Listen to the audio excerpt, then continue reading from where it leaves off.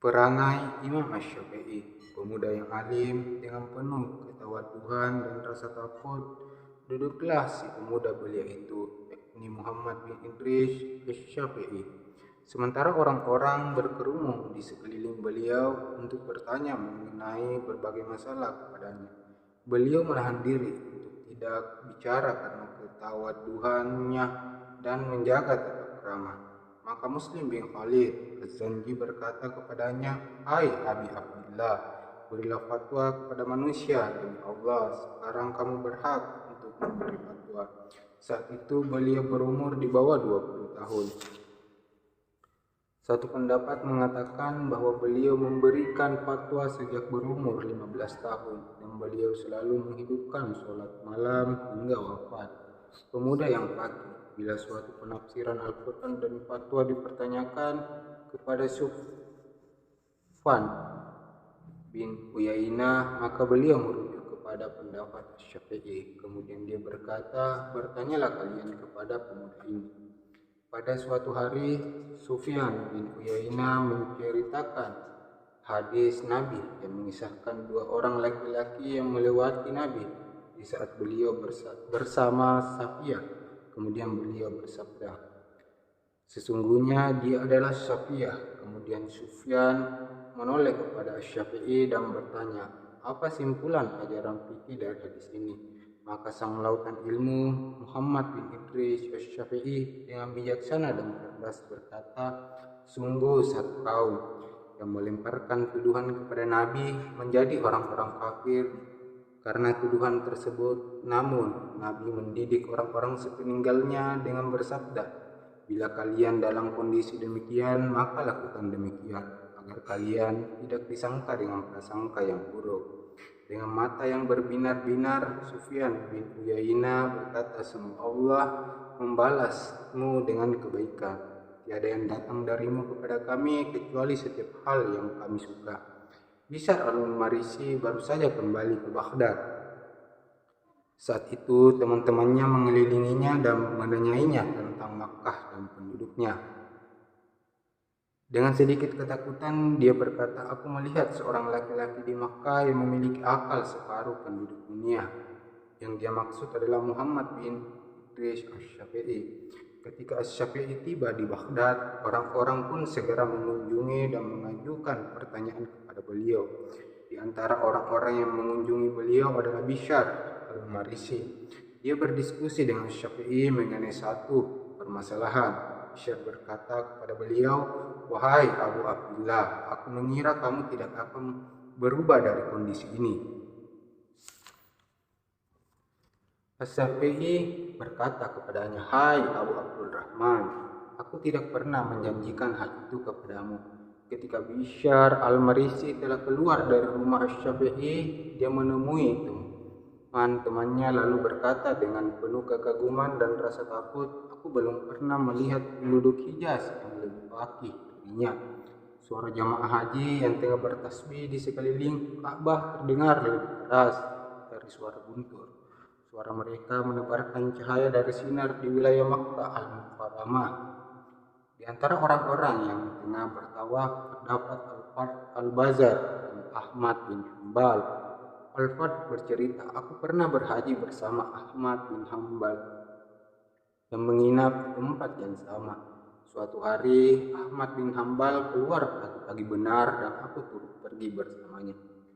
Setelah sholat subuh, aku berkeliling di antara majelis-majelis yang ada dan majelis Sufyan bin Uyainah. Majelis-majelis itu ku datangi satu persatu untuk mencari Abu Abdullah Ahmad bin Hanbal. Akhirnya aku menjumpainya dengan duduk bersama seorang pemuda Arab, yakni Asy-Syafi'i. Dia mengenakan pakaian yang dicelup pewarna. Aku pun berdesak-desakan untuk mencari tempat duduk. Akhirnya aku duduk di dekat Ahmad bin Hanbal.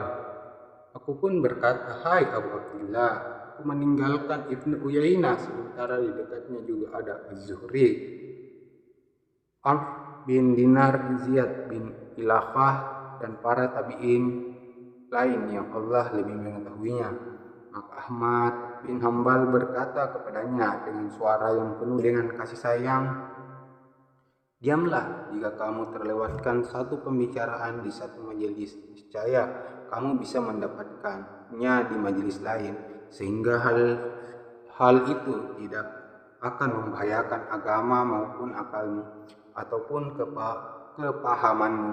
Jika kamu terlewatkan dari akal pemuda ini, aku khawatir kamu tidak akan mendapatkannya lagi hingga hari kiamat. Belum pernah kulihat seorang yang lebih paham terhadap kitabullah daripada pemuda Quraisy ini. Al-Bazar terkejut dan bertanya, siapakah dia? Ahmad berkata dengan mulut tersenyum dan hati yang bahagia, Muhammad bin Idris Asy-Syafi'i. Kefasihan Asy-Syafi'i. Suatu hari Rabi' bin Sulaiman menemui Imam Asy-Syafi'i ketika beliau tengah sakit. Ar-Rabi' bertanya, bagaimana kondisimu? Syafi'i menjawab, aku merasa lemah. Robi berkata, semoga Allah menguatkan kelemahanmu. Syafi'i menjawab, hai Robi, semoga Allah mengabulkan hatimu dan tidak mengabulkan lisanmu. Jika dia menguatkan kelemahanku, niscaya itu akan membunuhku. Tetapi ucapkanlah, semoga Allah menguatkanmu untuk melawan kelemahanmu. Robi pun minta maaf. Yang kumaksud hanyalah kebaikan semata. Syafi'i berkata, benar, demi Allah, hai anakku, seandainya kamu mencelaku dengan terang-terangan sekalipun, niscaya aku pun tahu bahwa kau tidak bermaksud begitu. Akhlak Asy-Syafi'i. Syafi'i adalah seorang yang berakhlak baik lagi tawadhu. Orang-orang datang kepada beliau untuk belajar adab dari beliau sebelum belajar ilmu. Suatu hari Al-Buwati menulis surat kepada Ar-Rabi' bin Sulaiman yang isinya menceritakan sebagai akhlak Asy-Syafi'i. Dia berkata, sabarkan dirimu terhadap orang-orang asing dan berbaguslah akhlakmu kepada orang-orang yang hadir dalam majelismu. Aku selalu mendengar Asy-Syafi'i sering bersair, kuhinakan diriku kepada mereka agar mereka menghormatinya. Tidak akan menjadi mulia jiwamu yang tidak kau hinakan. Asy-Syafi'i tidak suka mengajukan hilal. Dengan telapak kaki yang ingin melakukan kebaikan, datanglah seorang laki-laki kepada Muhammad bin Idris. Laki-laki itu berkata, sesungguhnya si fulan, sahabat dekatmu, tengah sakit. Kemudian Asy-Syafi'i berkata, ampun syukur, sungguh kamu telah memberikan bantuan kepadaku, berbuat baik kepadaku dengan memperingatkan aku terhadap suatu kemuliaan. Kau telah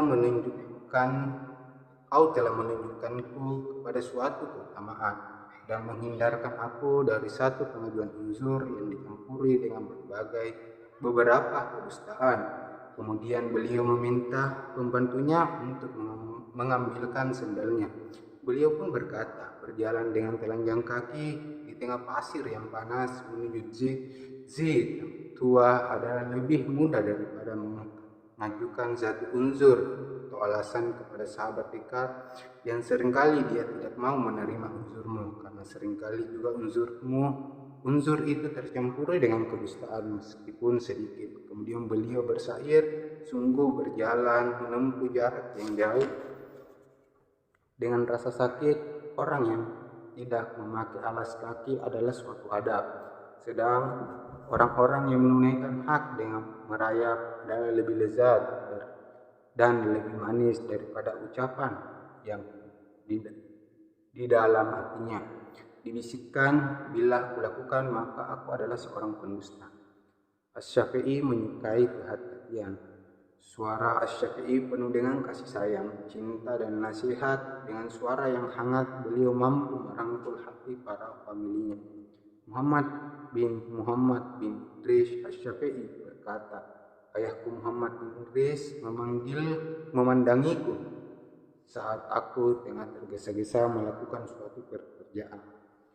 Dengan pandangan tersebut, sang ayah bermaksud untuk mengajarkan dan menunjukkan jalan yang lurus kepada putranya. Dengan tujuan mengajari dan mendidik putranya, Syafi'i pun berkata, hai anakku, berhati-hatilah karena Ketergesaan akan mengurangi hasil kerja, dan dengan kehati-hatian harapan akan tercapai. Syafi'i dan suara yang indah. Syafi'i adalah orang yang bersuara lantang dan memiliki aksen atau intonasi yang indah. Ketika beliau membaca Al-Quran, orang-orang di sekeliling beliau menangis. Bah bin Nasr berkata, apabila kami ingin menangis, sebagian di antara kami berkata kepada sebagian yang lain, pergilah kalian bersama kami untuk mengunjungi pemuda keturunan Abu Thalib yang tengah membaca Al-Quran itu. Bila kami telah sampai di hadapannya, beliau membuka Al-Quran dan membacanya hingga orang banyak berjatuhan di hadapan beliau, hingga ruangan itu terisi dengan suara tangisan. Bila beliau telah melihat hal itu, maka beliau berhenti membaca Al-Quran. Asy-Syafi'i membalas kebaikan dengan sifat tawaddu. Asy-Syafi'i menaiki punggung himarnya lalu pergi hingga melewati pasar tukang sepatu. Tiba-tiba cambuknya terlepas dari tangannya. Maka seorang pelayan dari salah satu tukang sepatu tersebut melompat mengambil cambuk, mengusapnya dengan lengan bajunya dan memberikannya kepada Syafi'i karena menghormati dan menghargai kedudukan beliau. Asy-Syafi'i pun berkata kepada pelayannya, serahkan uang-uang dinar yang kamu bawa kepada pelayan itu.